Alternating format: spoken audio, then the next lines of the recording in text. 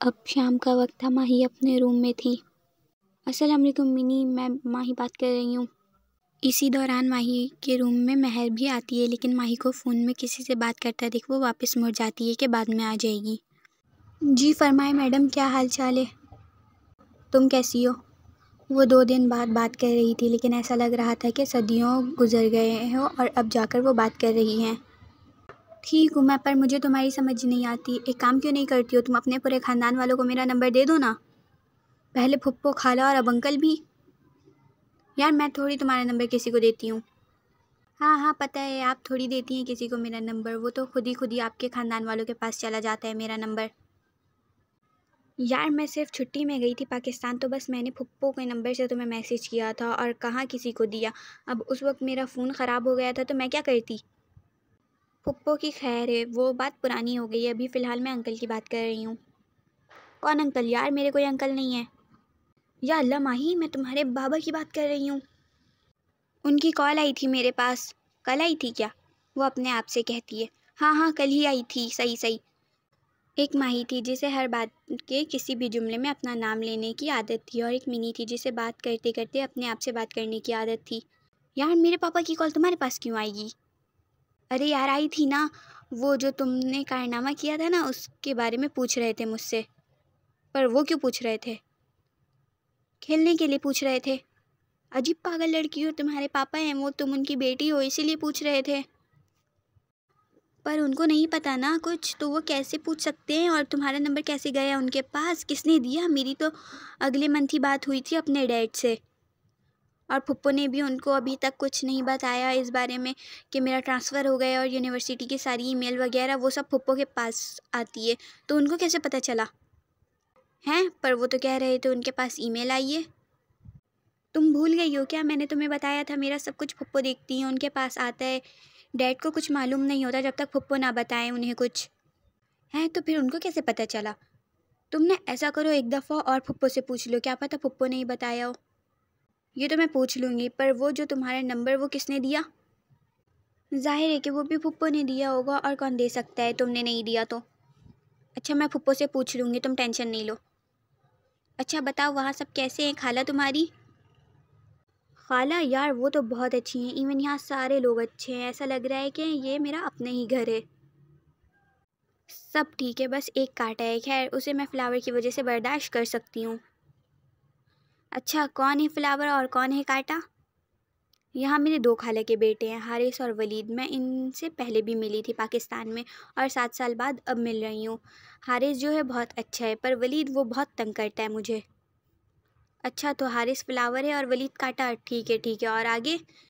ये दोनों best friend तो नहीं थी, लेकिन ऐसी दोस्त थी कि अगर इनमें से किसी एक को भी एक छोटी सी भी चोट दिन भर में लग जाती तो वो बात एक दूसरे को बताना फ़र्ज समझती थी। हाँ सही समझी। माही, अब के महर ने कोई लिहाज नहीं किया था कि वो किसी से फ़ोन पर बात कर रही है। यार माही मुझे ना तुमसे बात करनी है, फ़ोन रखो और मेरी बात सुनो। कब से देख रही हूँ फ़ोन में ही लगी हुई हो। वो बहुत ज़्यादा खफा लग रही थी। अच्छा मिनी, मैं तुमसे बाद में बात करती हूँ। वो मुंह बसूरे फ़ोन कट कर देती है। ज़ाहिर है उसको महर की आवाज़ पूरी पूरी सुनाई दी थी। हाँ रख दिया फ़ोन, अब बोलो क्या बात है?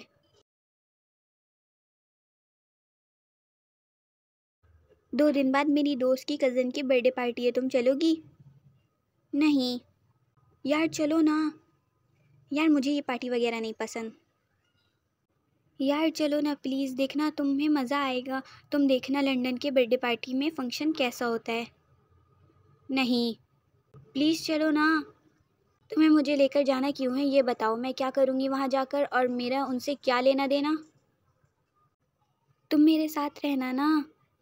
असल मसला बताओ, तुम्हें वहाँ मुझे लेकर क्यों जाना है? माही समझ गई थी कि कोई वजह तो है, वरना महर इतना उसको नहीं मनाती, क्योंकि महर किसी को मनाती नहीं है। 1-2 दफ़ा बोलकर खुद ही नाराज़ होकर चली जाती है। वो क्या है ना, पार्टी रात में है, और फिर मुझे पार्टी से रात में अकेले आना पड़ेगा, और मुझे रात में अकेले आने में बहुत डर लगता है। और मैं वलीद भाई को बुला लेती कि मुझे लेने आ जाए, लेकिन जो मेरी दोस्तें हैं ना वो मेरा मजाक बनाएंगी, क्योंकि वो बहुत इंडिपेंडेंट हैं, अकेले आती जाती हैं और अपनी सेफ्टी खुद करती हैं, पर मैं ऐसी नहीं हूँ।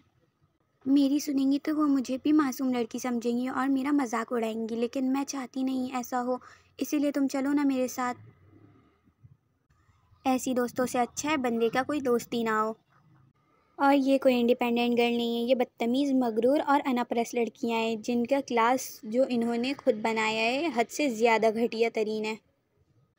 यार छोड़ो उन लोगों को, तुम चल रही हो या नहीं ये बताओ, वो खफा लहजे में बोली।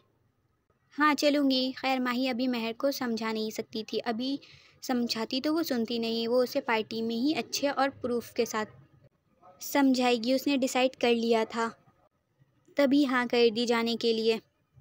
अभी यहाँ पर मिनी होती तो माही की बात सुनकर गुस्से में कहती, हाँ तुमने ही तो सबको सुधारने का ठेका ले रखा है।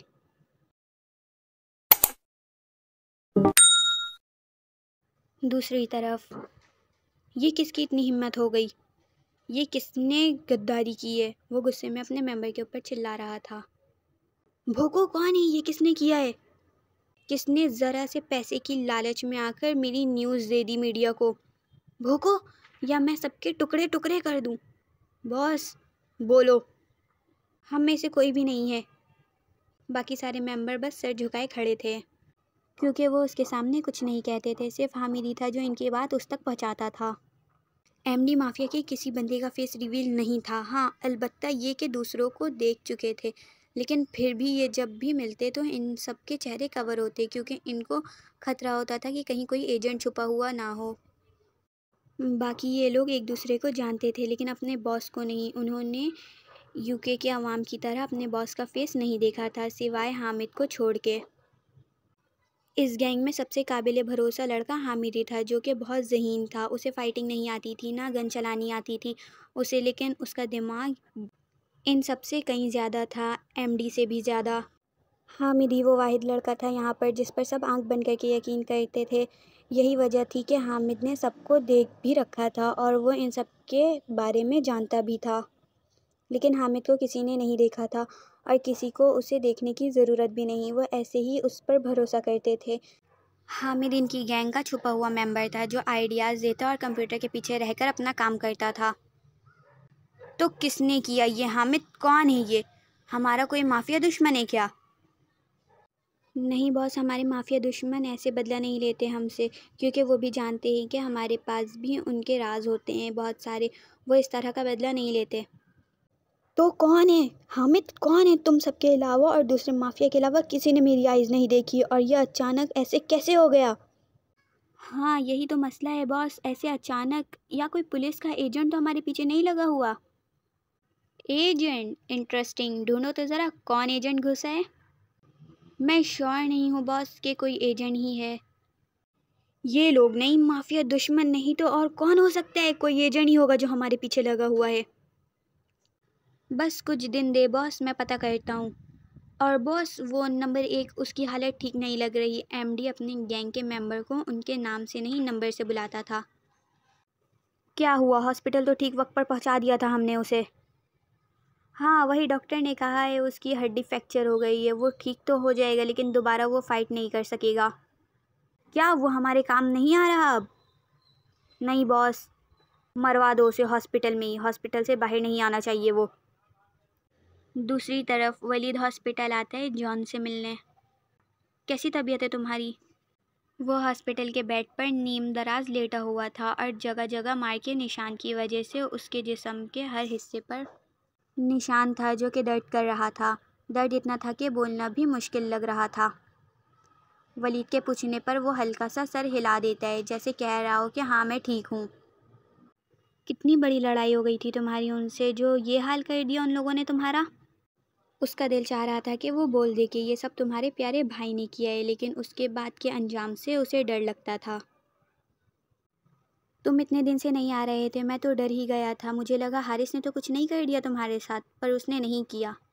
अब वो ऐसी थोड़ी ना कुछ करता है, जब तुमने कुछ किया नहीं तो वो थोड़ी ना तुम्हें कुछ कहेगा। मैं भी ना भूल गया था और उस पर शक करने लगा था। किसने कहा मैंने कुछ नहीं किया था? किया था ना, मैंने तुम्हारी कार इस्तेमाल कर ली थी, वो दिल ही दिल में कहता है। चलो मैं चलता हूँ, अपना ख्याल रखना तुम और जल्दी से ठीक हो जाओ। इसे जिसने कैद किया था और लड़कों से मार खिलवाई थी वो कौन था? इसने उसका चेहरा तो ठीक से नहीं देखा था, पर हाँ इसे पक्का यकीन था कि वो हारिस ही था, क्योंकि पूरे यूनी जानता था कि वो कितना सरफिरा और पागल है अपने भाई की मोहब्बत में। ज़रा सी बात पर लोगों को मारने के लिए तैयार हो जाता है, और इसने जो गलती की थी वलीद की कार लेकर, तो ये तो होना ही था। तभी सब उस पर शक भी कर रहे थे कि वो माफिया तो नहीं, क्योंकि यूनी में उसकी ही हरकतें ऐसी थी, मार पिटाई वाली। जॉन ड्रग सप्लाई का काम करता है, वो दोस्त बनाता, फिर उसकी कार लेता, फिर उसके कार में mafia to mafia drug supply करता, और इस दौरान अगर रोड पर पुलिस की नाकाबंदी होती तो क्या वो रूल तोड़ता हुआ कार स्पीड के साथ भगा ले जाता, और ऐसे में पुलिस वाले कार की नंबर प्लेट नोट कर लेते, लेकिन वो कार तो उसकी होती ही नहीं, तो वो पकड़ा भी नहीं जाता। वलीद की कार भी उसने इसीलिए मांगी थी, लेकिन थैंक्स टू हारिस वो ऐसा होने नहीं दे सकता था। वो अपने इतने अच्छे और पाक भाई पर एक भी दाग लगने नहीं दे सकता था। अब हम एमडी माफिया के पास वापस आते हैं। बॉस, हम उसे ऐसे कैसे मार दें? वो हमारा साथी है। साथी था, है नहीं, और जो मैं बोल रहा हूँ वो करो। आई मेरी बात समझ? जब कोई इंसान किसी काम का नहीं रहता तो उसे मर जाना चाहिए। ऐसी दुनिया पर बोझ तो कम होगा। उसे ठीक होने दे, मैं उसे हैकिंग सिखा दूंगा। हामिद, जो कहा है वो करो। उसकी बस इतनी ही ज़िंदगी थी। हामिद अब चुप हो जाता है। उसे पता था कि अब वो नहीं मानने वाला है। अगर मानने वाला होता तो उसके एक बार बोलने पर ही मान जाता, और नहीं मानना होता तो चाहे हामिद जो कर ले वो नहीं मानता है। और अब उसकी जगह तुम लोगे। मैं? वो हैरानी से एमडी को देखने लग जाता है। वो ऐसे एमडी को देख रहा था कि अभी उसकी आंखें बाहर आ जाएंगी। उससे धचका लगा था, हद से ज़्यादा वाला। हाँ मुझे फाइटिंग के वक्त 6 के 6 बंदे ही चाहिए। बॉस, क्यों? नया ढूंढ लेंगे ना। मुझे नए पर भरोसा नहीं है। फिर पुलिस की रिपोर्ट कौन देगा आपको? वो भी तुम दोगे। मैंने तुम्हें कहा है उसकी जगह लो, ये नहीं कहा कि अपनी जगह छोड़कर उसकी जगह लो। उसके कहने का मतलब है कि अब वो हामिद का काम भी करे और साथ में फ़ाइटिंग भी करे। ऐसे ये कैसे होगा हामिद से? हामिद को अब गुस्सा आने लगा था। एमडी को अच्छे से पता था कि वो लड़ नहीं सकता, उसे खौफ आता है लड़ने के वक्त, लेकिन फिर भी एमडी ने कहा उससे, लड़ने नहीं आता है ना तुम्हें?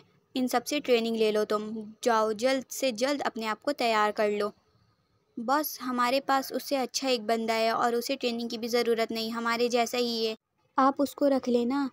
उनमें एक ने हिम्मत करके हामिद को बचाना चाहा, क्योंकि सब जानते थे कि हामिद ट्रेनिंग लेकर लड़ने जाए या बिना ट्रेनिंग के वो लड़ने पहुंचा तो मर ही जाएगा। तुम लोगों से मैंने पूछा? हाँ बोलो, मैंने पूछा तुम लोगों से? औकात भूलो नहीं अपनी, चुपचाप से खड़े रहो। वो गुस्से में इनके ऊपर चिल्लाता है, जान मांगनी थी तो ऐसे ही मांग लेते भाई, मैं तैयार हूँ। हामिद और एमडी जब अकेले होते तो हामिद एमडी को भाई ही कहता था, लेकिन जब सबके साथ होता तो बॉस। कुछ दिन का मौका दे बॉस, मैं उसकी जगह ले लूँगा।